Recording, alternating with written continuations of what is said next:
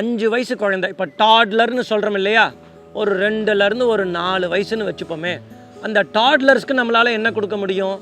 அவளுக்கு இன்னும் படிக்கவும் வந்திருக்காது, ஆனால் இந்த கலர்னு சொன்னால் தெரியும்.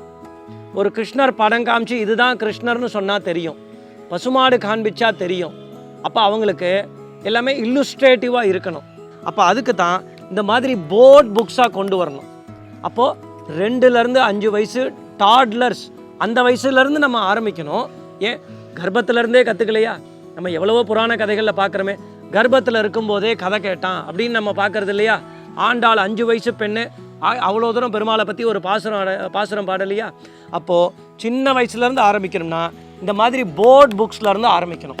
அப்போ இது கைக்கு அடக்கமாக இருக்கணும், இல்லுஸ்ட்ரேஷன்ஸோடு இருக்கணும், நிறைய எழுத்து இருக்கக்கூடாது, ஈஸியாக கிழிக்க முடியாதபடிக்கு இருக்கணும் இல்லையா?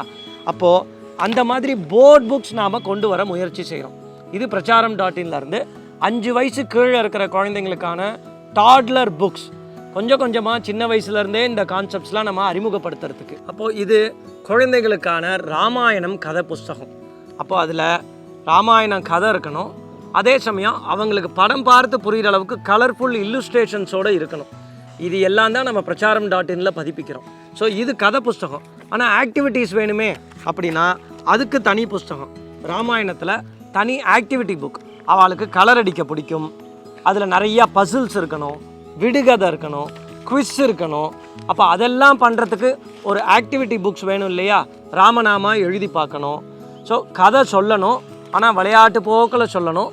அவளுக்கு அது ஃபன்னாக, அட்ராக்டிவாக, இன்ட்ரெஸ்டிங்காக இருக்கணும்.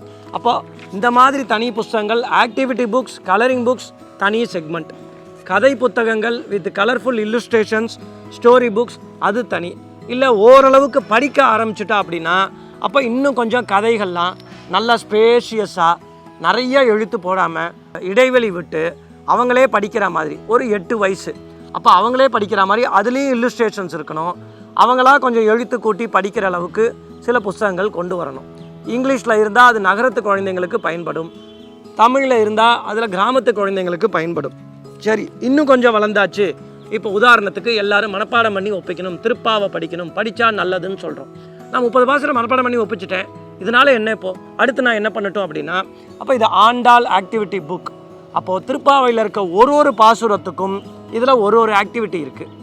நம்ம திருப்பாவையில் இந்த ஆக்டிவிட்டி பண்ணும்போதே அந்த பாசுரத்தில் என்ன நம்ம விளக்கங்கள், என்ன பொருளுரை இருக்கோ அது சம்பந்தமான ஏதோ ஒரு ஆக்டிவிட்டி இந்த புஸ்தகத்தில் இருக்கும். ஸோ இது திருப்பாவை ஆக்டிவிட்டி புக்கு. அதில் 30 பாசுரத்துக்கும் 30 ஆக்டிவிட்டி இருக்கும். ஓரளவுக்கு அந்த பாசுரத்தை இன்ட்ரடியூஸ் பண்ணுறதுக்கு, மனப்பாடம் பண்ணிட்டேன் வாட் நெக்ஸ்ட் அப்படின்னு கேட்டான்னா அவளுக்கு அது அடுத்த லெவல் கொண்டு போகிறதுக்கான புஸ்தகம் இது. ஐம் அ ஒரேஷியஸ் ரீடர், நன்னா குழந்தைங்க படிப்பா அப்படின்றதுனா இது விஸ்வாமித்திரருடைய வாழ்க்கை கதை. நிறைய பேருக்கு விஸ்வாமித்திரர் இந்த மகரிஷிகளோட வாழ்க்கை கதையில் ரொம்ப ட்விஸ்ட் அண்ட் டேர்ன்ஸ் இருக்கிறதுனால குழந்தைங்களுக்கு ரொம்ப பிடிக்கும். நிறையா படிப்பா அப்படின்னா அப்போ அவளுக்கு தகுந்த மாதிரியான இண்டிக் ஆர்ட், கோந்த் ஆர்ட் அப்படிங்கிறது ஒரு இண்டிக் ஆர்ட் ஸ்டைல் இல்லையா? அந்த மாதிரி ஆர்ட் ஸ்டைலை வச்சுட்டு ஓரளவுக்கு நல்ல படிக்கக்கூடிய குழந்தைகள் அப்படிங்கு அவளுக்கு அதுக்கு தகுந்த மாதிரியான புஸ்தகங்கள். அப்போது விளையாட்டு போக்கில் பண்ணுறதுக்கு இவாளுக்கு வேறு என்னென்னவோ மாஸ்கெல்லாம் போட்டுக்கிறோம். ஸ்பைடர்மேன், சூப்பர்மேன், நம்ம வாழ்க்கைக்கு சம்மந்தமில்லாதமான மாஸ்கெல்லாம் நம்ம எடுத்து போட்டுக்கிறோம். ஹனுமான் மாஸ்க்கு போட்டுக்கக்கூடாதா என்ன?